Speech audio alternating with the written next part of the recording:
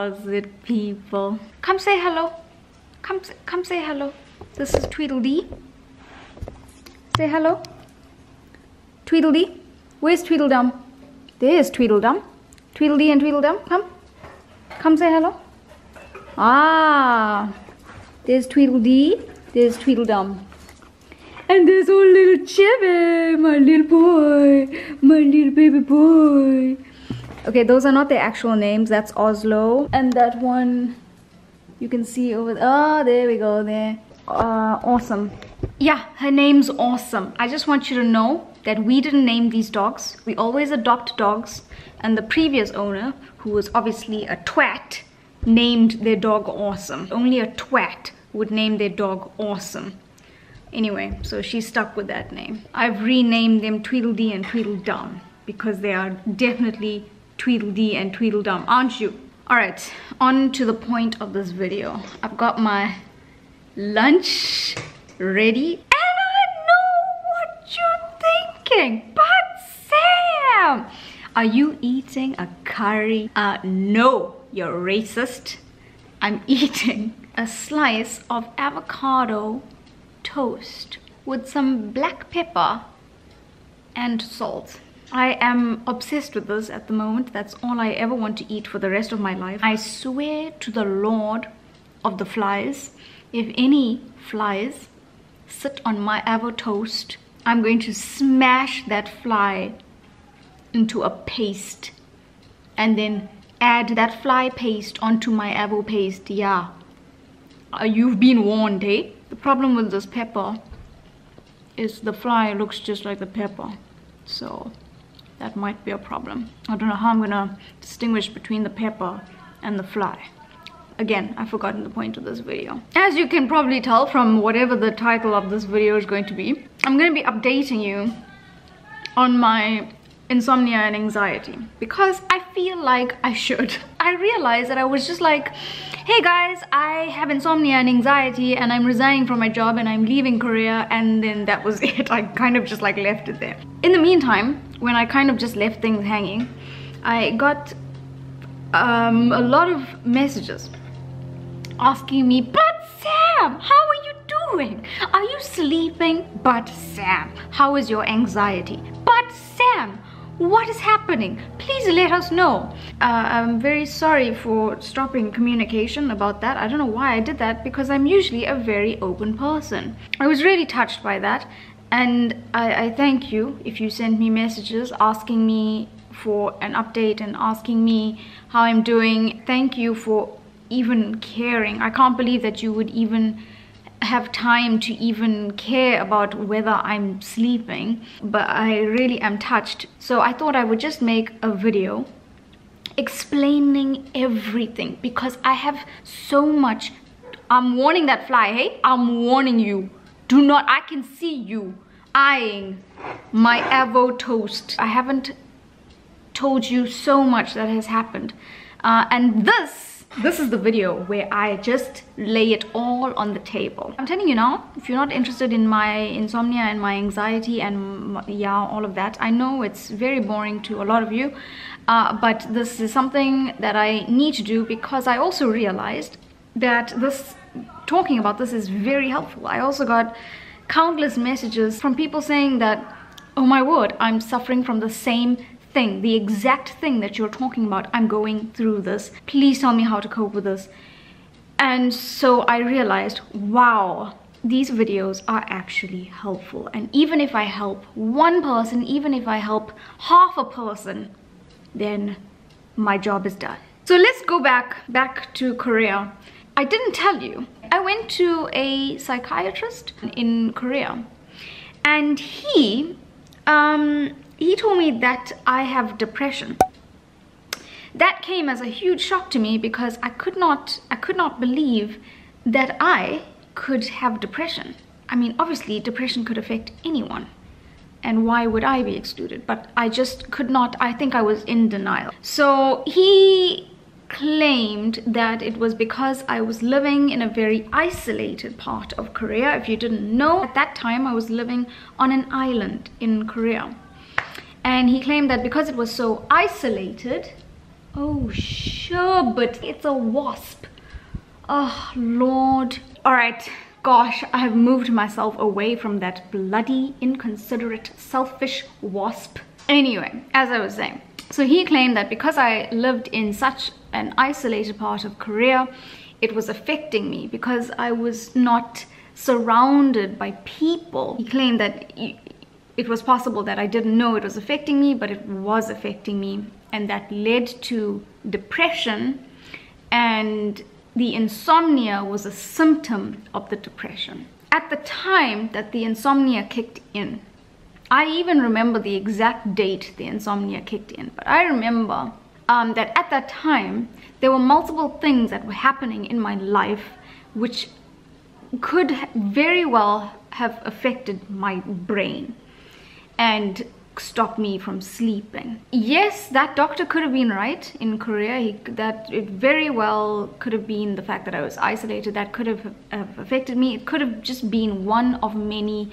of the things that were affecting me. There were some personal things that were affecting me, and anyway, it stopped me from sleeping. Now that I've pinpointed all those things and I've come to terms that those are the possible causes of my insomnia, I feel much better. I feel stronger knowing that I now have control. Because when I didn't know what the causes were, I felt like I had no control and I felt hopeless. But now I feel a little bit stronger knowing that just because I have that knowledge now and I have control of the situation. So then we fast forward to South Africa, and I kind of like regressed. I didn't just go back to square one. It got even worse. My sleeping was it was like close to zero. Because I'm not sleeping, my anxiety was getting worse and worse, and I was just becoming more and more fearful as night fell, and just looking at just going to the bedroom just made me so scared. That anxiety, it kind of developed into like a physical pain. It's still there. It's like a physical pain that I have quite close to my heart.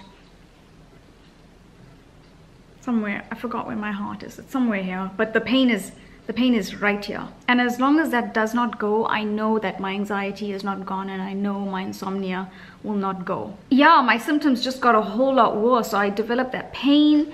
My body just got like super tense.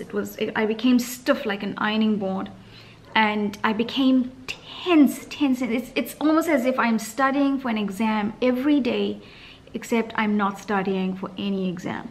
Even if my mother gives me a massage every day, it doesn't matter. It's back to knots and tension. Another symptom that I developed was loud sounds. I became like super aware of every sound around me, and any sound gave me a heart attack. Even if it was just a door closing, it sounded like dynamite was going off in my ear. So this was really affecting me when I tried to sleep. And I'm not even joking, the room that I'm sleeping in, the paint is peeling. And the peeling of the paint, which person is going to be woken up by peeling paint? That's how shallow my sleep is. Anything is waking me up. So those are all the symptoms that I developed when I came home. I obviously went to a doctor, but I think I've switched medication about 7 times now. No medication was working. Nothing, absolutely nothing. I would take medication, my body would get used to it after a day, and then it would stop working. So then I went to a psychologist. I went to a clinical psychologist. You won't even believe, hey, how... Yeah, catch those monkeys. You do that. These monkeys are getting more and more vicious, and I'm sick of them. They're so irritating. Oh my god. And they just jump on the roof all the time. And our roof is definitely going to cave in because we have a whole troop of monkeys jumping on the roof. But I digress. I'm not even joking. As soon as I started talking to her, I felt instant relief. Just the fact that I was talking to someone who is not part of my family, not a friend, just someone who was listening to my story objectively. Basically, I just needed someone to talk to. I obviously didn't start sleeping immediately. but this takes time, I guess. And this is another thing. I think I was expecting things to just happen overnight. I was expecting to come home and just immediately sleep again. I was expecting to take medication and immediately sleep again. I was expecting to go to a psychologist and just immediately sleep again. But these things take time. And I need to remind myself that every now and then. But it's hard when you've had insomnia for 5 months. You just want it to happen overnight. The main thing that was so helpful with a psychologist is the fact that she helped me understand. And this is the thing, knowledge is power. So before I visited a psychologist, I felt completely powerless. I felt hopeless. And this is the thing, when I went to a psychologist, she helped me understand more about anxiety. That was what was bringing me down. The fact that I didn't even understand what I was going through. The fact that I understand more about anxiety now, it makes me feel like I have more control over the situation. Now that I have more of an understanding, and now that I know what was causing my anxiety, I feel like I'm way more equipped and I feel much stronger when it comes to handling the situation. And I feel now like I can do it myself. I can defeat it myself. And would you believe, slowly but surely, I have been sleeping more. I think I'm now averaging 5 or 6 hours a night. Previously, I was getting like 2 hours of sleep. So I'm getting more and more sleep now after seeing a psychologist. And my anxiety has lessened so much, like it's completely decreased. That pain is still there, but it's like I can actually do this with my arm. Before, it was too painful to do this. Before, it was too painful to breathe. It felt like someone was crushing my heart. My body is not so tense anymore, and I can feel myself getting better and better. And that's because I feel stronger in my mind, and I feel like I'm in control of the situation, basically. Also, avocado toast helps a lot. Now, how I'm coping with my anxiety now, I realized I didn't need a psychologist to tell me this. I figured this out by myself. I was trying like different things to get my mind off things. So I tried baking, because I heard that some people really enjoy baking and cooking. It helps them ease up, it helps them get their mind off things. I don't know. So I tried that. But I realized that things like baking and cooking, I can't do that, because they have results. I mean that with baking, it can be a success or it can be a flop. So there's a result when it comes to baking, and I can't do something like that to cope with my anxiety. Also, what does not help in my life is the fact that I was born a perfectionist. It's something that I can't stop myself from being. That's just who I am. So a hobby that has a result like baking is not going to work, because it sends my anxiety through the roof. Because I'm constantly worrying, you know, what if it doesn't come out right? What if it doesn't taste nice? The things that I have to do to cope with my anxiety are things like coloring. Yes, I know I'm gonna be 30 years old next year and I'm coloring. I know, because there's no result with coloring. All you do is color and color and color. I exercise. What happens is my body is just pumping adrenaline all the time. This is why I can't sleep. I don't know where the bloody hell I am getting all of this adrenaline from. Jeepers. I did not even know it was that possible to have this much adrenaline in my tiny little body. But I do. And the only way to get, as soon as I can feel that adrenaline pumping, I have to get on the treadmill and literally run it off. What else do I do? I read. Oh my word. I don't know if I ever told you this, but I love reading. And the thing is, 1, 2, 3 months ago, I couldn't read anymore because my anxiety was so high that I was reading a page and my brain wasn't processing anything. I would have to read it about 7 times, but because my mind keeps jumping, I wasn't taking in any information. But now that my anxiety has lessened, I can read again. Oh, I'm so happy. Another thing, if my friend John is watching, I want to thank you for introducing me to an app. I never ever thought an app would help me, but it does. It's called Headspace. I never ever thought in my entire life that I would meditate. And guess what I'm doing? I'm meditating. Not like, you know, one of those monks in the mountains, but just 10 minutes every day. It helps me get comfortable with the thoughts running through my head. I'm not like trying to delete all my thoughts because that's impossible, but it just helps me to like basically not get anxious when I have thoughts running through my head. Just be at ease with my thoughts. So Headspace, if you're suffering with anxiety or insomnia and you want to just take 10 minutes every day, download Headspace. It's really decent, I promise. Another thing I stopped doing completely, and it makes me so sad, but I had to do it, was I stopped watching YouTube videos. So many people messaged me and said, Sam, you should try watching YouTube videos just before you go to bed. But this is the thing, that doesn't work with me. You see, me watching a YouTube video is very different to other people watching YouTube videos. I just have a million things running through my head about my YouTube channel. I'm constantly thinking, oh wow, this is a good idea. Or wow, I want to try this. When I watch a YouTube video, my adrenaline is just pumping. So I can't watch YouTube videos anymore. I will definitely get back to watching YouTube videos, but I just need to get better first. But another thing I've stopped doing is I've stopped watching big YouTubers. I realized when I watched big YouTubers, when I ended the video, I felt really worthless. I felt useless and I felt like my life was just pathetic and worthless because they're these big YouTubers and they're doing all these amazing things and they have these amazing things.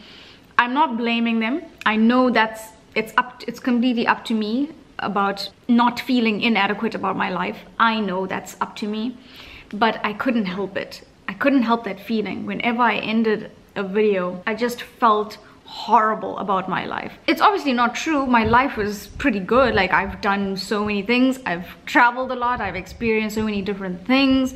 My life's been pretty wonderful, but still I couldn't shake that feeling. I only watch small YouTubers now. And it's wonderful because small YouTubers are much more relatable and I just love watching them live their ordinary lives and their lives are just like mine. And I feel like, wow, this person is just like me. I won't lie, I only watch 2 big YouTubers. Pewdiepie, and that's because even though he's literally the biggest YouTuber on the planet, his content is so mindless and stupid. No offense, Pewdiepie, but it's light, you know? He's the biggest YouTuber and he doesn't ever brag about anything in his life. He's so down to earth and he just makes content that the internet was made for, you know? And the other one is good old Joe Sugg.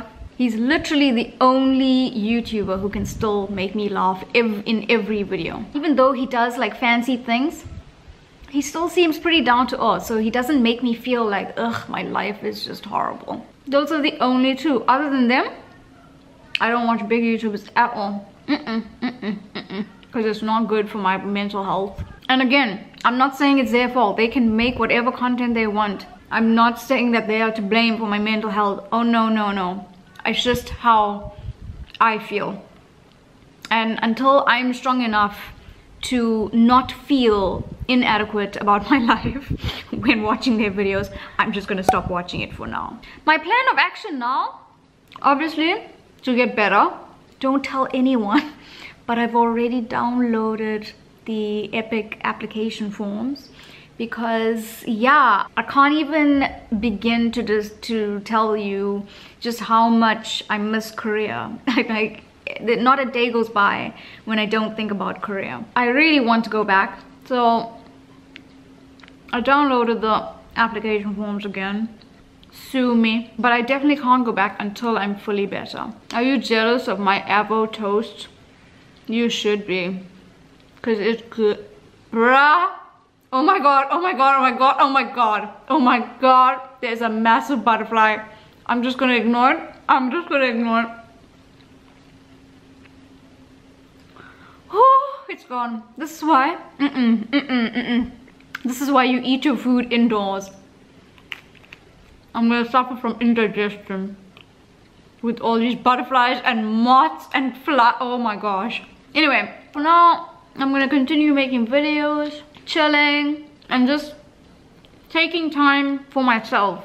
Eating more apple toast, which is just so good. Yeah, that's about it. That's my update. I hope you have been updated. I wanted to tell you everything that I didn't tell you, but I think I've told you everything now. And it feels so much better. Wow. I really hope that this helps someone. That's all I want. You know, I've had insomnia now for 5 months. 5 months. Do you have any idea how frustrating that is? When you can't sleep for 2 or 3 days, it's bloody frustrating. So you can you imagine 5 months? So it's something that I just don't want anyone to experience ever. Even my worst enemy. Okay, maybe my worst enemy, but only my worst enemy. But other than that, I don't want anyone else to experience insomnia. It is just the worst thing. And I know there are other worse things out there, but really, in what I've experienced in my entire life, this is the worst thing. So if anyone picks up anything from this video, I'll be happy. Just know, hey, that if you suffer with anxiety, insomnia, whatever, just know that you're not alone. We're all in this together. And just know that you can defeat it. You have the power to defeat it. Trust me. You've got to believe in yourself. Know that you have the strength and the capability of defeating it. And you will defeat it. Guys, I'm gonna go finish my avo toast. I hope you enjoyed this video. Probably not, but I hope you enjoyed it. If you liked the video, give it a like. If you didn't like the video, give it a like. Stop being so bloody stingy. It's 2018. We need to stop being so mean, okay? Don't forget to follow me on all the social medias. And don't forget to subscribe to my bloody channel, yo. And I will see you next week. No. Not next week.